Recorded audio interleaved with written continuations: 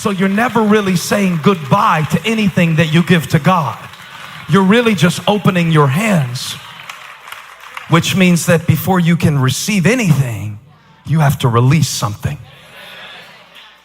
For those of you who like to take notes, you can write down the word release, because process is revealed in potential and potential is revealed in process. And it comes a little bit along and along, but the first step is to release. The sower must release the seed to see what it could be. I'm just wondering, is there something that you need to release in your life today? And could it be possible that you are looking at something, praying about something, and trying to manipulate something that God wants you to release so that it can mature and manifest? And this is for all of us who are control freaks. Because until we release it, it can't grow. Look at your neighbor, say, let it go. Tell them, watch it grow. Let it go and watch it grow. But it can't grow if you're trying to control it, right? It's starving seeds and then it's strangled seeds. Holding on so tight. Oh, it's my time. It's my money. I feel so sorry for people who aren't generous. I feel so bad for you, because all stinginess does is strangle the seed that God has given you. And if you could let it go, who knows what it could be? What if I just preached this sermon in the mirror? It would bounce right back. But if I put it out through that camera, it might hit Botswana and help somebody in their life. Or Bamberg, South Carolina. I don't care. It's God's business where it goes. It's my job to sow it. And you got to sow it in the morning, sow it in the evening, sow it when you feel it, sow it when you don't. Sow it when they cheer for you, sow it when they criticize you. Sow it when they Hosanna, and sow it when they want to string you up. Sow it when they notice, sow it when they don't. Sow it, sow it, sow it.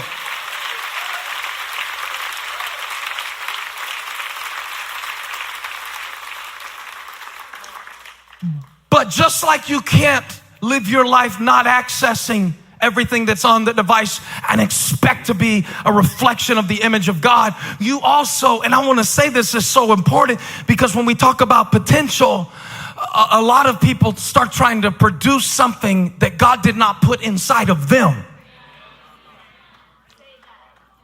We got oranges wanting to be apples, apples wanting to be kumquats. You're not a kumquat. You are a delicious red apple. You're going to be a big, juicy red apple, but you will not be a kumquat. Yo, my barber told me a story the other day. His name is Fly Ty. That's who you want to cut your hair. He put Fly in his name. I trust him with my fade because he's Fly Ty. And he's been cutting my hair now. He attends our University City location. I asked his permission to tell you this because I didn't want to embarrass him. But y'all, he told me the dumbest story ever the other day. And he was cutting my hair, and he has this bad habit of stopping, cutting my hair while he tells me a 15-minute story, and he needs to go to multitask school because I got things to do. He's cutting the clippers off and talking, but it's fine because I usually like his stories and his anecdotes, but this one was dumb. Listen to this. He told me a story, and I don't remember exactly what the year was, but years ago, he was hosting, because he's not only a barber, he's a host, a radio personality. He works for the Hornets. He's very involved in the community. He speaks to little kids. Like every time he comes to cut my hair, he's recently spoken to a group of kids that same day. And he DJ'd a wedding, and he cured cancer, and he fought a fire on Providence Road, and he's just everywhere all the time. But he was sitting there telling me the story, because we're talking about potential and what God has put in you. And we talk about this a lot. We talk about God. And I guess because my dad was a barber, I just have a love for barbers. And so clippers start going, we start talking. And we were talking about it. And he told me a story that Jay-Z came to a concert, I guess it was like in the 90s, before he was as popular as he is now. And the concert was half full. and Fly Ty was one of the hosts for the concerts. And he said he observed Jay-Z during the concert talking to one of the members of a female group who was also on the concert bill called Destiny's Child.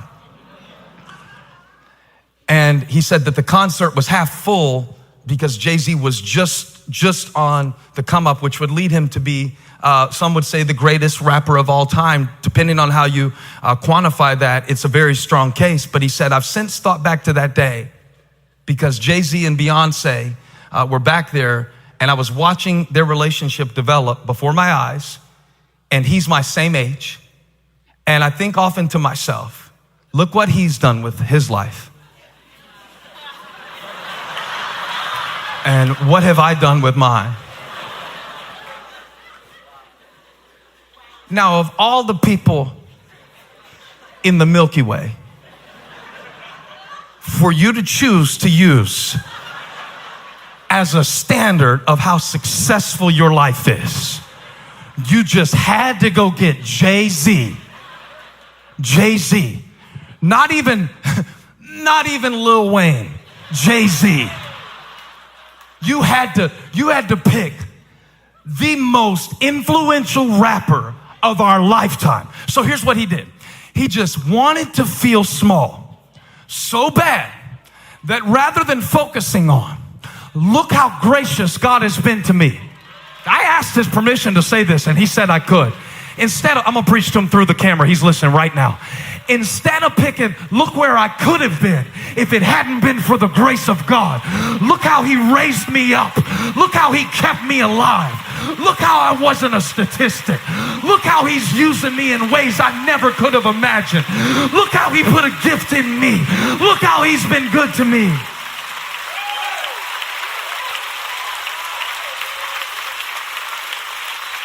You are not Jay-Z. You are not supposed to be. So tell your neighbor, you are not Beyonce.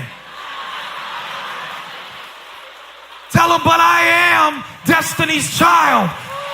And what God put inside of me, I said what God put inside of me is looking for a place to grow.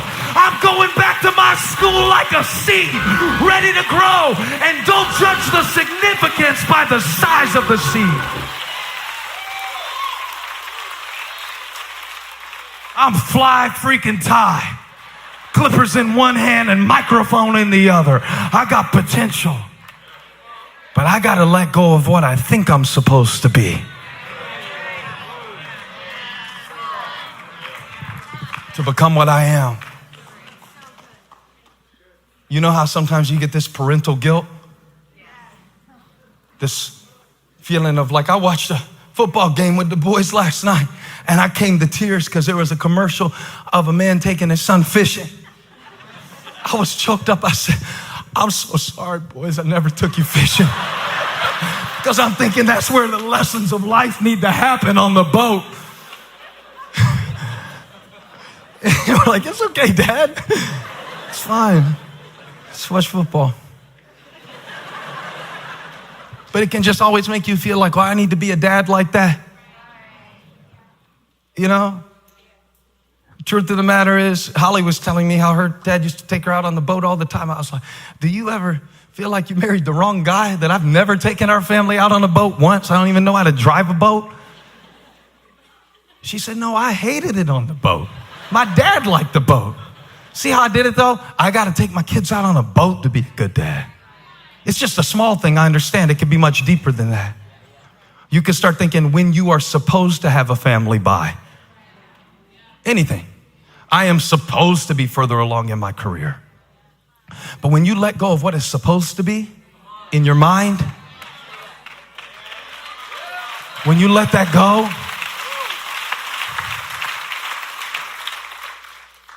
and the sower has to release the seed. I feel God calling some of us to release some things, even to release bitterness. Some of us, if we would release that root of bitterness, we would reap a harvest of peace.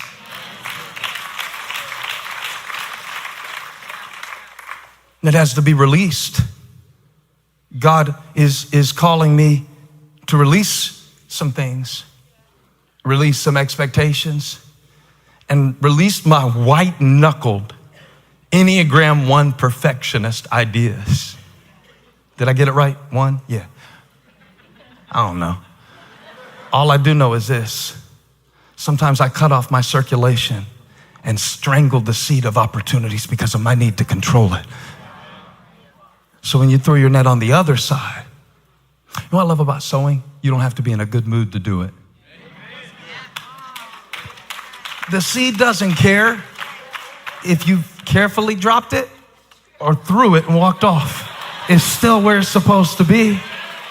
Peter said, we've worked hard all night and caught nothing, but because you say so. And he got blessed while he was rolling his eyes because he had the faith to do what Jesus said. You got to sow it when you feel it and sow it when you don't. Now, from the seed's perspective, being planted is a different experience because the sower has to release, but the seed has to remain. And both are so important. So important. I didn't mean to do that, I promise. So important to remain. 13 years before he knew what that mantle meant. 13 years of being planted. Correctively speaking, why does Peter get so much airtime in pulpits for stepping out of a boat? That same thing that made him step out of the boat made him run when Jesus went to the cross. How about John, who stayed in the boat, and when Jesus was on the cross, stayed by his side to take care of his mom? But we don't celebrate those who stay. We don't celebrate those who just do it. We make a tagline out of it for a shoe company, but we don't celebrate it. In other words, the seed has to remain in order to reproduce. Now, I wonder why we think that God can grow what he wants to grow in our life when we keep uprooting what he's doing every time it gets uncomfortable. And the soil is so important to the growth of the seed that you can have a really good seed and it can become nothing, not because it was nothing, because it was surrounded by something that wasn't worthy of its presence.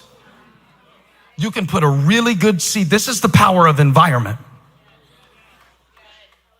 That what is around the seed determines whether what is within the seed comes out of the seed.